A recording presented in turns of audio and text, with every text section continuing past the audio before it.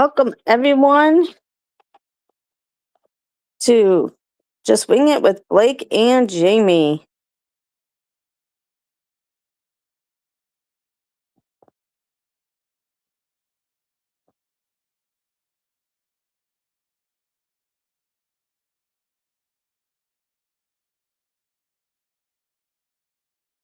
Hope everyone is doing well.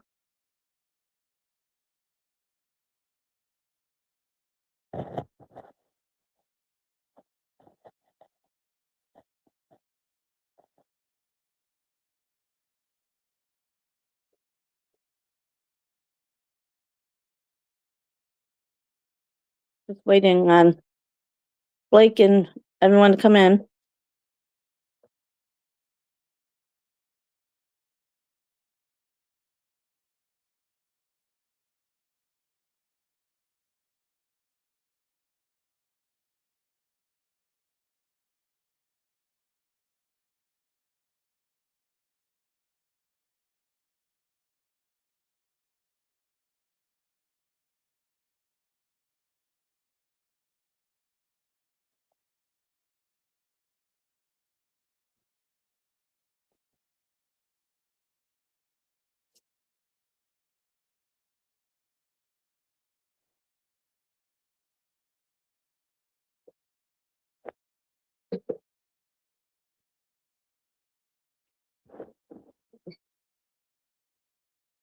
Hope everyone is doing well on this Wednesday.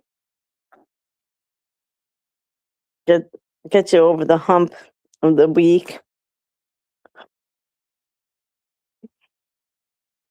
I'm like, I can't wait until Friday.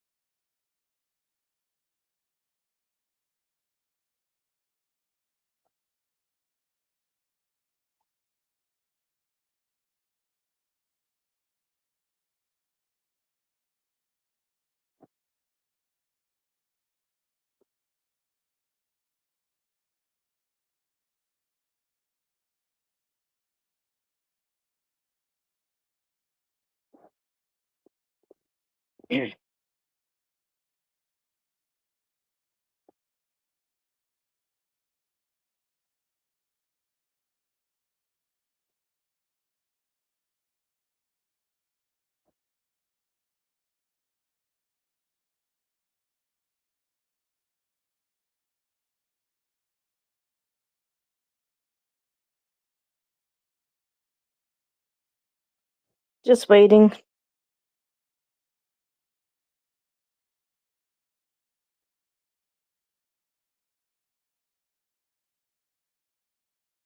Today they had chicken today.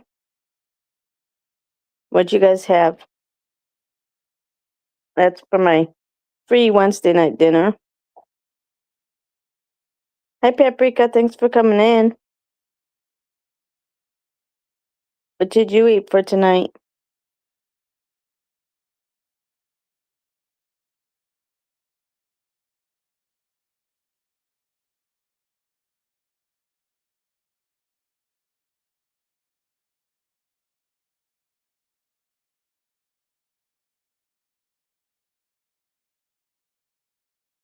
Leftovers? Hey, leftovers are good sometimes.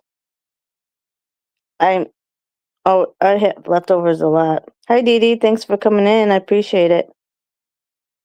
What did you eat for dinner?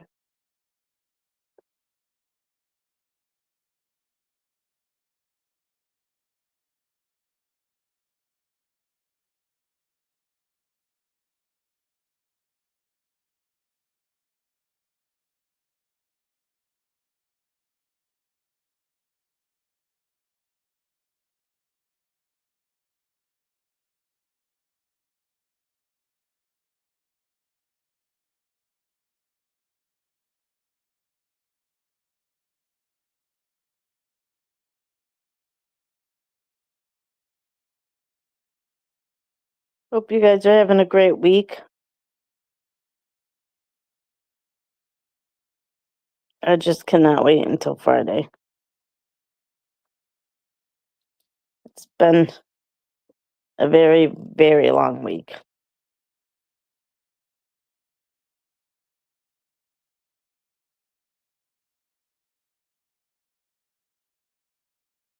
And it's only Wednesday. I'm like, is it Friday yet?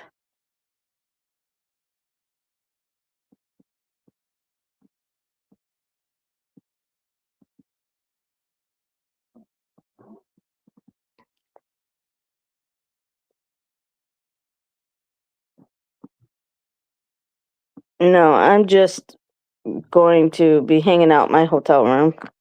Probably do some videos because I keep getting behind on videos.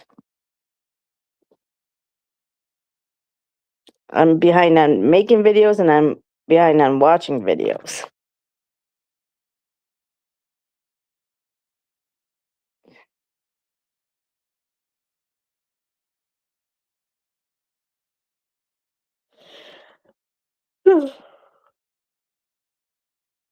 But I'm always behind, so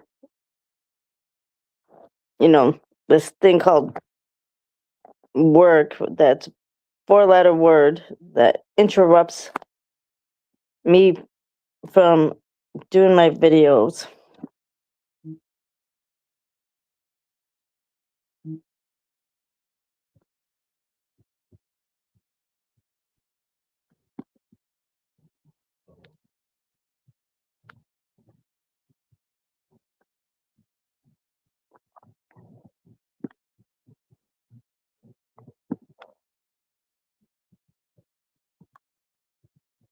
And there's been some things going on in the department that I've been trying to take care of, so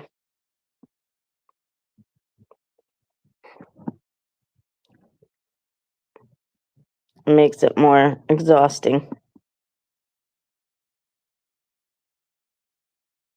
But it's always something, no matter what.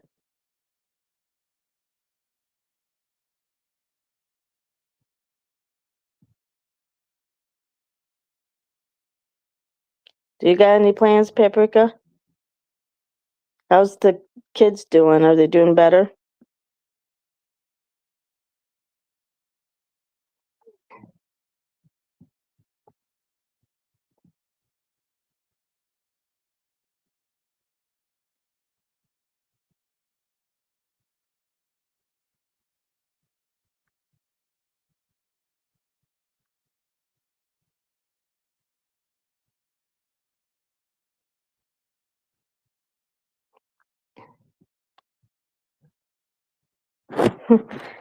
Blake texted me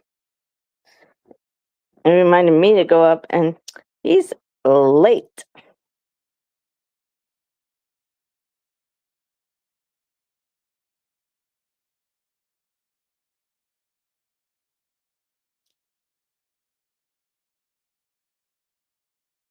Oh, I'm glad he's healing. Surgery can take a lot out of you. You had post-op today? Oh, good. Hi, Ken. Thanks for coming in. Appreciate you. What did you have for dinner tonight, Ken? And here's Blake. Hello, sorry for my late arrival.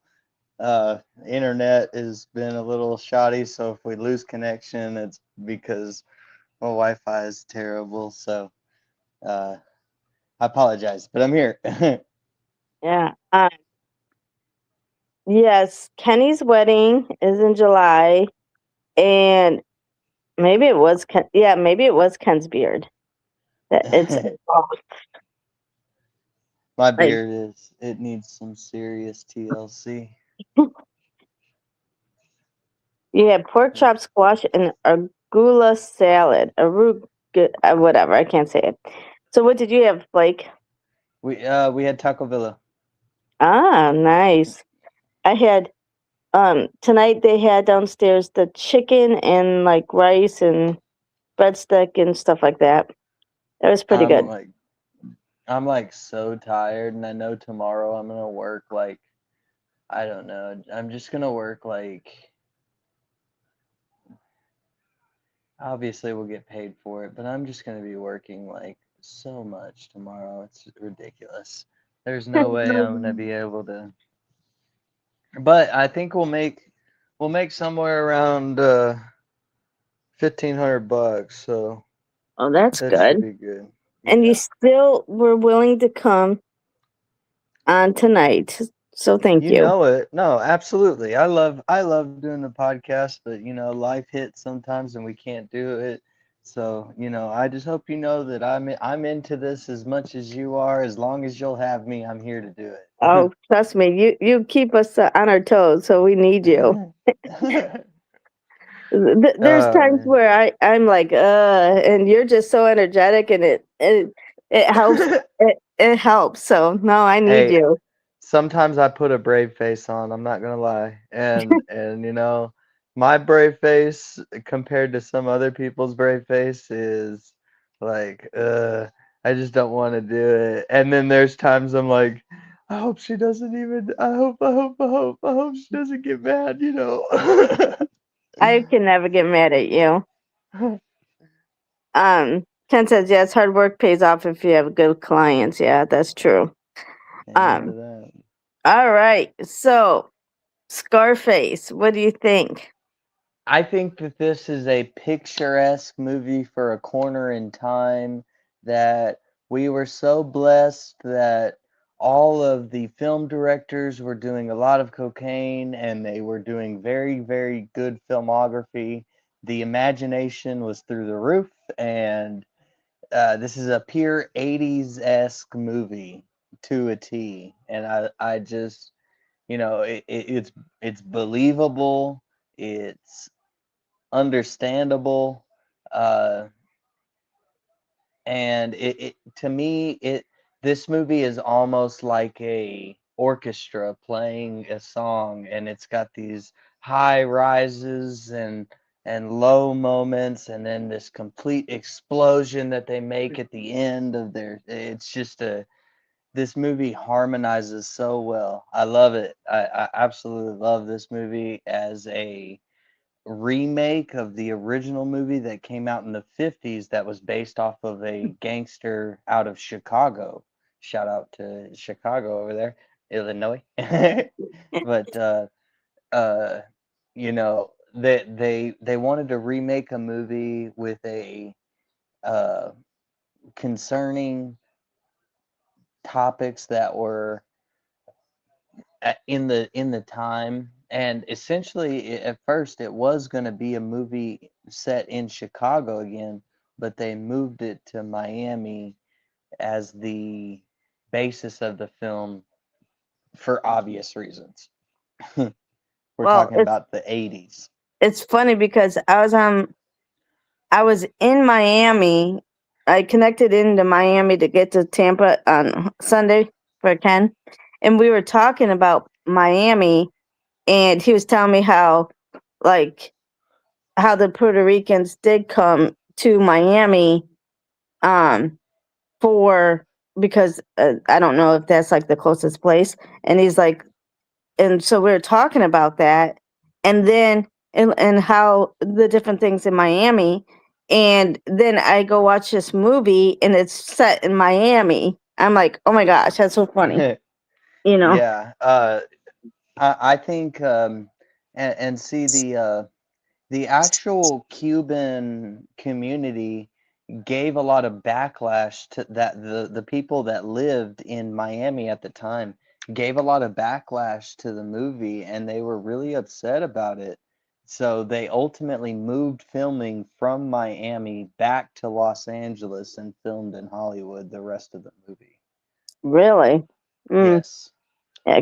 Ken says this is definitely a mark for Hollywood, well dated, but also the dubbing on background noise and music are too much, and the overacting on accents make it a little painful at times. Um, well, and it was way too long for me. I Really? I have to give it like a 2. It was way too long, especially the like, and then they were overly graphic. Like when they took the chainsaw to that guy's head, I was like, oh my gosh, I can't watch. Yeah, let's talk about that for a second. So, I gosh, the guy's name is uh um the guy that directed it. His name is Brian De Palma. He's done a lot of films, but this is his masterpiece for sure. I would consider this his masterpiece, in my opinion. And that was a lot of backlash, was that scene was too gory, it was too much, and he was like, no, this is what I'm doing, this is what I want to do.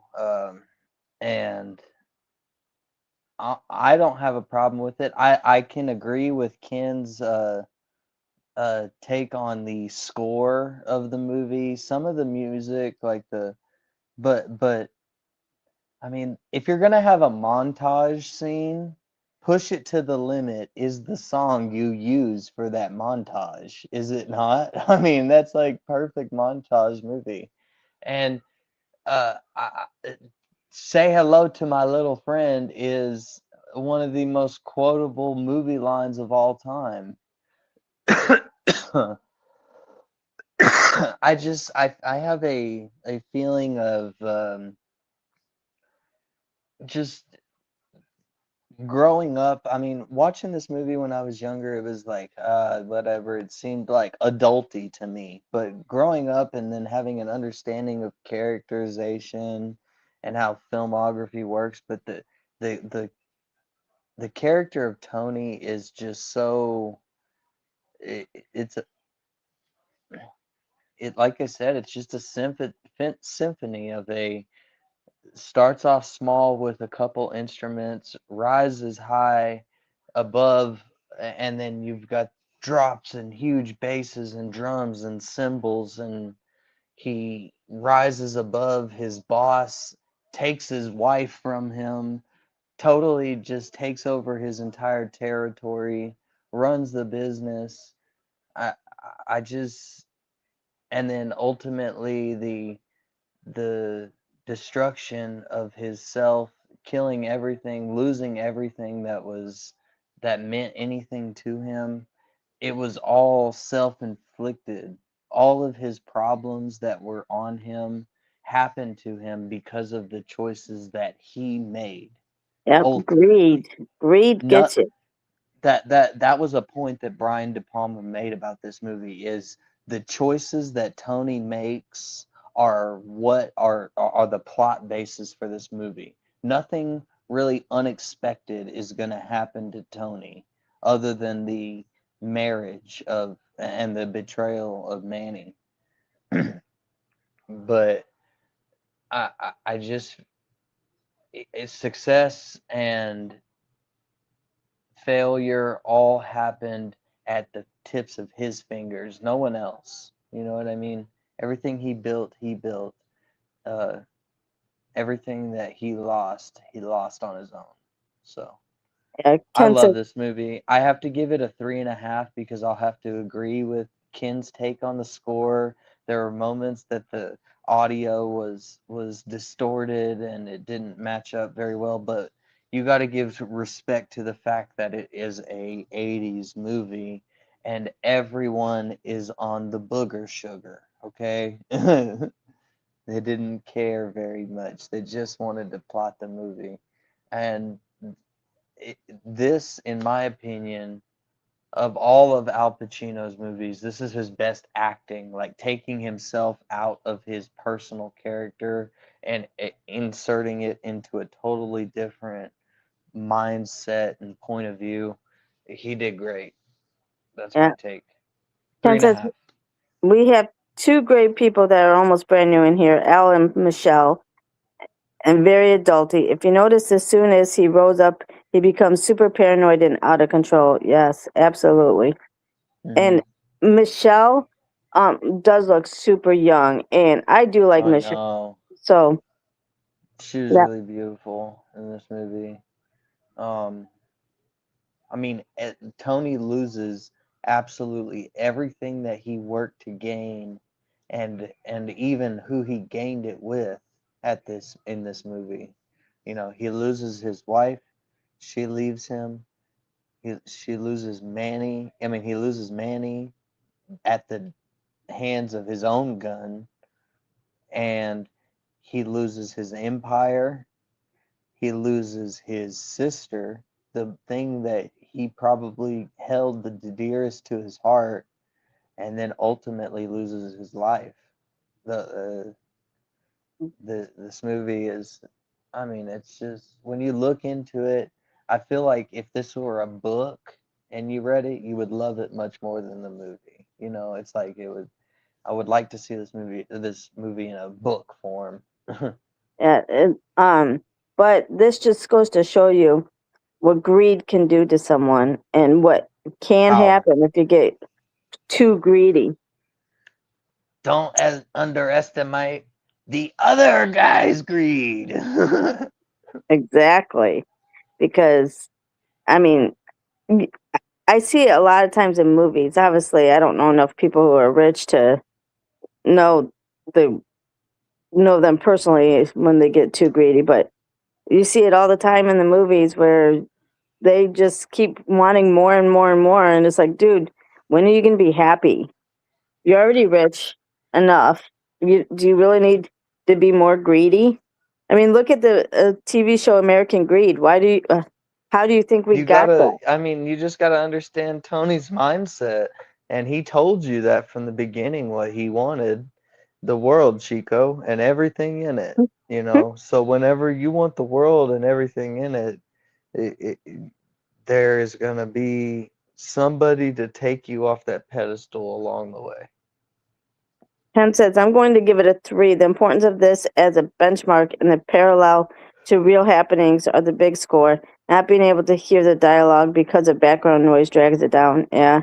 Yeah. I get, but I have to I give it will a, I will I will I will humbly respect that take and take it as a, I mean, I'll stamp I give it my approval as a critique now. We're professional movie critics at this point. So, you know, sponsor, no sponsor, money, no money. We know what we're talking about. Can't yeah, nobody tell me nothing. I know. Shit. Well, and the other thing is, for me, it was way too long, and um, they could have like done without some of the really gory scenes for me Man, that because I'm not in. I don't like that. yeah. I mean, what was your favorite scene? Um, I don't know. What was yours? I don't know. You don't know.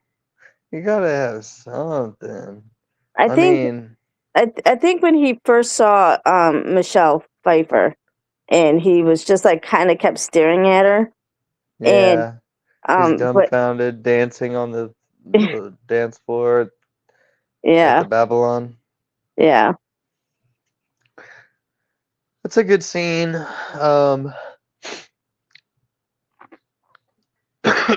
Mine's a tie between three. Well, honestly, no. I've got a favorite, and I've got two for second place.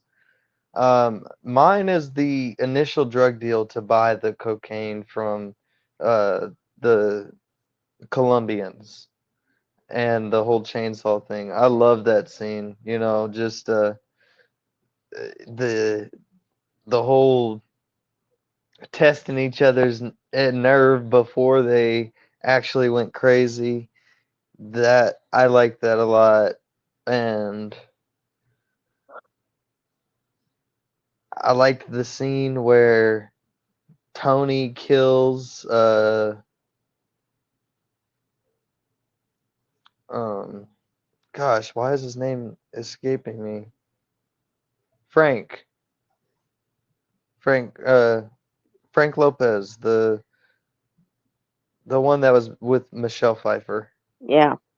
Yeah, I like that scene a lot, how he set it up for him to be called at a certain time and all that. That was really cool. Um And then ultimately, just the last scene, how he took his pride and I take your bullet, I take your freaking bullet. I just love that. He's just totally amped up off of that pile of yayo that was sitting on his table, and big guns getting shot like 20 times. Like, that was pretty cool. Come on, take a freaking bullet. It was just so, like, if I'm going out, I'm going out standing up. You didn't make me fall. Like, yeah, that was pretty badass. And Yeah, then just him falling into the pool, as it says, the world is yours. yeah. Ken says it's when his mom kicks him out because of the wrong that he's done. Yeah, I like that part too when he kicks him out She when she already kicks him. knew he was treacherous before he even got to Gina.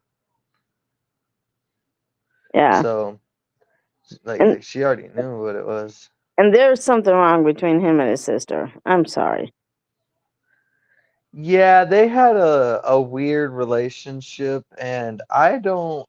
Um, that's my biggest quirk about the whole movie is how Brian De Palma presented their relationship, and although it wasn't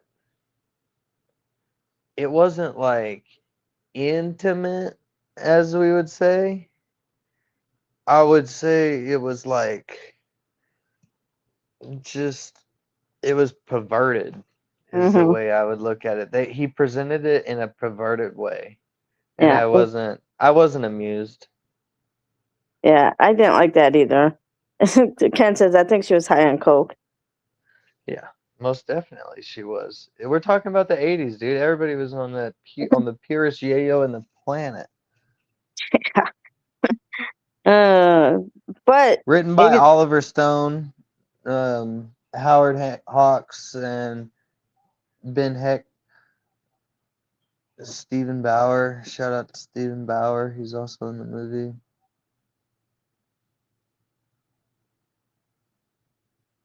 Oh, and if you're a TV show fan, for those of you who've seen Breaking Bad, the guy that Tony kills in the car while they're in New York because he's got the bomb and he's about to kill the kids and the lady too. And he see pause. Let me pause for a second. I want to talk about that because isn't it funny how the criminal, the thing that got him killed was that he let his good morals come into play, and but he has he did, none. but yet like he draws that. It's funny how that's where he draws the line, you know that that matters to him. So, but anyway, where was I before that? What was I talking about? Um, I can't I, remember now. I don't remember. Jeez. Oh yes, those of you who've seen Breaking Bad, the Oh yeah. guy that he shoots in the car next to him is Hector Salamanca, the old man that rings the bell. Ding Ah, ding ding ding ding. that's funny. Yeah, Do you have the IMDb page? I sure do. I have it up right here already. So, see, and people agree with me on the more like the 3.5. User rating for the IMDb is 8.3 out of 10. And I couldn't agree more. That's a total 8.5. Um, reviewers say Scarface. The summary is reviewers say Scarface receives mixed reactions, with many praising Al Pacino's portrayal of Tony Montana, a Cuban immigrant navigating Miami's drug underworld. The film's style, violence, and Pacino's intense performance are commended. However, some find it overly long, excessively violent, and lacking depth. So two of the points that you mentioned are for most of their critiques. Such I didn't need any more depth than they already gave me. I think I had plenty. Um, Sure. Themes of greed, power, and the American dream resonate with certain viewers, while others see it as shallow. Despite its flaws, Scarface is celebrated for its cultural impact and iconic status in gangster cinema. I mean, there's even this movie had so much influence. There was even a rapper that called himself Scarface. Hmm. Um, Was he a good one? yeah, he had some pretty good songs. Now the funeral is over and all the tears are dried up. Come on, Blake, keep it up. uh, I can't sing the rest of it because it has some profanity. Uh, okay. But it's good. Shout out to Scarface because he sang a lot of good songs. But he kind of sounds like Tupac.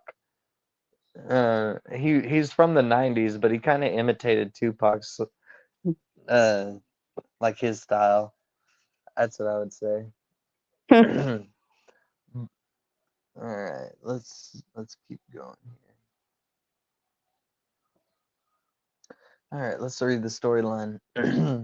Tony Montana manages to leave Cuba during the Muriel exodus of 1980. He finds himself in a Florida refugee camp, but his friend Manny has a way out for them. Undertake a contract killing and arrangements will be made to get a green card. He's soon working for drug dealer Frank Lopez and shows his mettle when a deal with Colombian drug dealers goes bad. He also brings a new level of violence to Miami. Tony is protective of his younger sister, but his mother knows what he does for a living and disowns him. Tony is impatient and wants it all, however, including Frank's empire and his mistress Elvira Hancock. Once at the top, however, Tony's outrageous actions make him a target and everything comes crumbling down. Everything based off of this movie, everything that happened to him was off of his decision making. hmm The things that made him Well, rise and the things that made him fall. well, that's usually the case with everyone. You make whatever happens to you is mainly because of your decisions. Yes, but it could have been like a stockbroker screwed you out of all your money or something, or Yeah. you got scammed by an Indian scammer or something. Yeah. You never know. All right, let's get into some of the truths about this movie, the facts. All right. During the scene where Tony and Elvira are sitting in the Cadillac, I also like that scene when he puts the hat on. Would you kiss me if I wear the hat? um, During the scene where Tony and Elvira are sitting in the Cadillac at the dealership, Al Pacino, uh, Sir Surreptitiously, Sure. I don't know, so him basically they're saying that whenever he put the hat on, that wasn't scripted, and when she turns back and sees him wearing it, her amused reaction was genuine, and to her credit, she stayed in character and ad-libbed a line. Mm, Brian De Palma decided to keep that unscripted exchange in the movie to show Elvira's gradual warming up to Montana. nice. Oh man, this movie, this is the part I was telling you about with the violence, this is good. This is a long one, but I'm gonna read it. When director Brian De Palma submitted the film to the movie, the ratings people, the ratings police for movie, they gave it an X rating. He then made some cuts and resubmitted it a second time. Again, the film was given an X rating. One of the reasons apparently being that Octavio the Clown was shot too many times. He yet again made some further cuts and submitted it a third time, yet it again was given an X. De Palma refused to cut the film any further to qualify it for an R. He and producer Martin Bergman arranged a hearing with the MPAA. They brought in a panel of experts including real narcotics officers who stated that not only was the film an accurate portrayal of real life in the drug underworld, but ultimately it was an anti-drug film and should be widely seen.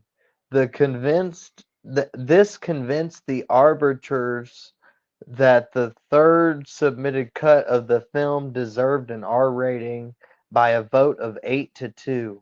However, De Palma surmised that if a third cut to the film was judged an R, then the very first cut should have been an R as well, to which the MPAA disagreed.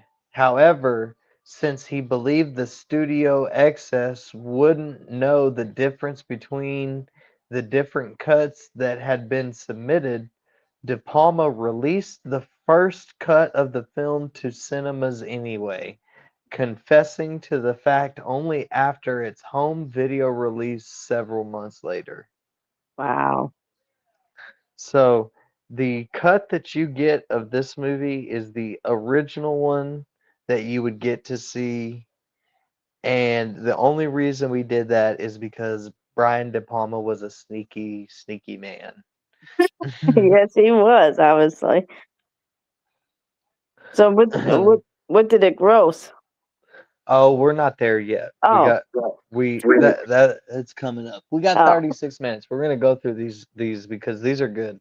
Where I love this movie, so I get IMDb. Okay, okay. okay.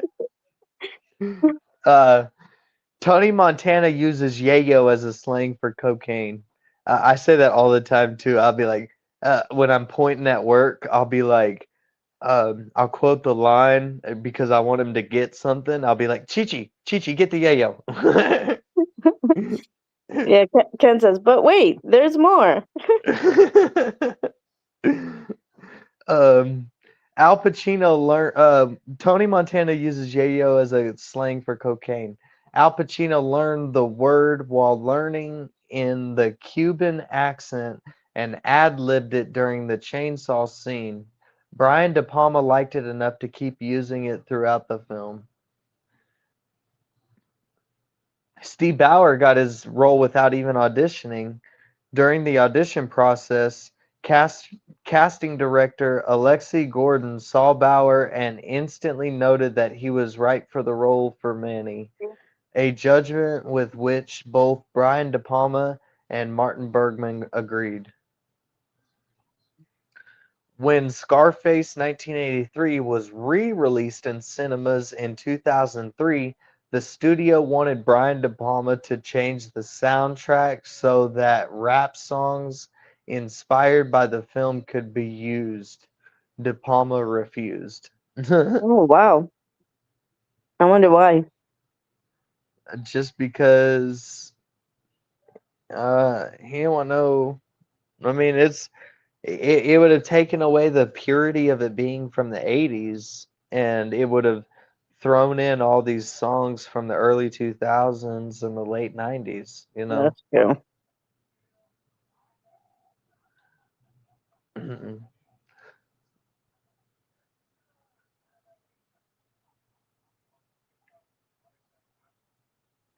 This is a good one. Though there has been a myth that Pacino snorted real cocaine on camera, the cocaine used in the film was supposedly powdered milk, even if De Palma had never officially stated what the crew used as a drug stand-in. But whatever it was, it created problems for Pacino's nasal passages for years after. He said, and I quote, "For years after I have had things up, uh, for years after I have had things up in there, I don't know what happened to my nose, but it's changed. Well, I can imagine that even if they use powdered milk and sorting it up your nose. Oh my gosh, that would hurt. Oh, Right? And like once it starts to get milky and like kind of like thick, ugh, yeah, gosh, Kenta snorting powdered milk, I think is worse. Yeah, I right? don't, I don't know, but oh my gosh. Ugh.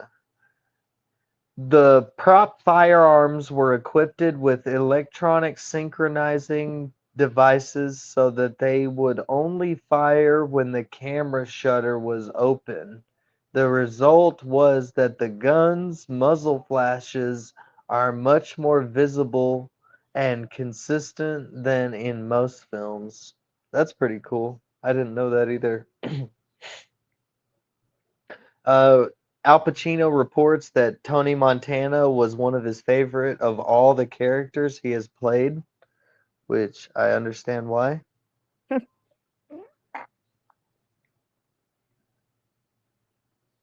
He did a good job. Yeah. In the scene where Tony is in the bathtub watching TV, he says to Manny, "Look at them pelicans fly." This line was what Al Pacino uh, practiced with a language coach to get the Cuban accent right. Mm, So he rehearsed it a lot, I guess. yeah. Fly, pelican! To help It's in the, stay in character, Al Pacino asked director of photography John A. Alonso to speak to him only in Spanish. That's pretty cool. yeah. Also, when Tony, I mean, he was such a method actor and a character actor that they would be waiting for him in his dressing room. This is also something I learned about the movie. Uh, they would wait for him in the dressing room to come out and do the scene. They'd be for hours there. The movie went totally over budget for many reasons, obviously. Yeah. But uh, uh, Brian De Palma would go and knock on the trailer and be like, "Hey Al, are you coming? Al," Come out. and nothing, not a word. So Wow. then he went over there one time. He's like, "Tony, what the fuck? Oh, excuse me, Tony, what the hell, man? Come on, Mm, what are you doing?" And then he'd answer him after he calls him Tony. He'd be like, "I'll be out in a minute," and say it in his and then he would come out of his trailer after that. I mean, it's just crazy how the guy worked. But I bought it. I bought it. I mean, he is such a totally different looking person in this movie than he is in everything else he's done. It's almost like they put his head in a vice and like shrunk it. I don't know, maybe they but did. maybe, who knows?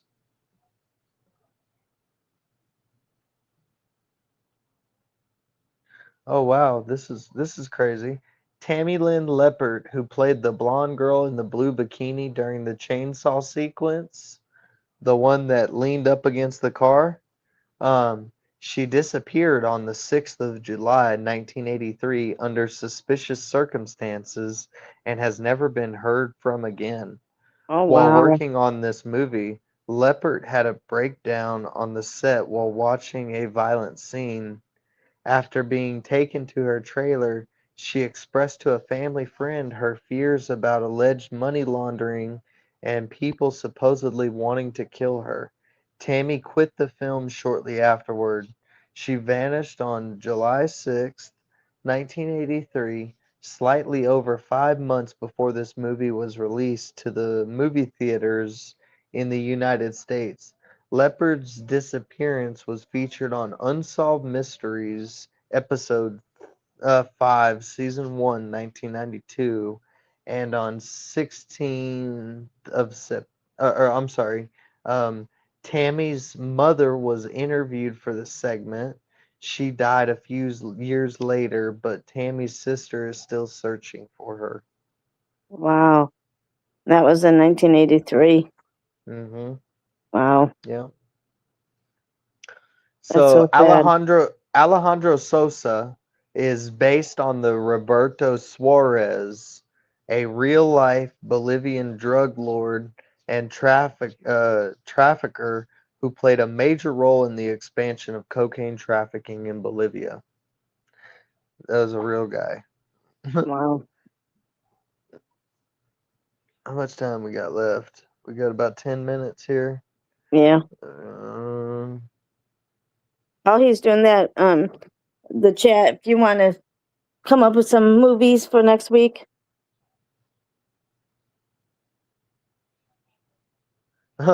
this is a cool one. The international corporation set up by Saddam Hussein to launder money from his various enterprises was called Montana Management. That's funny. In the final shootout sequence, Al Pacino grabs the gun by the barrel.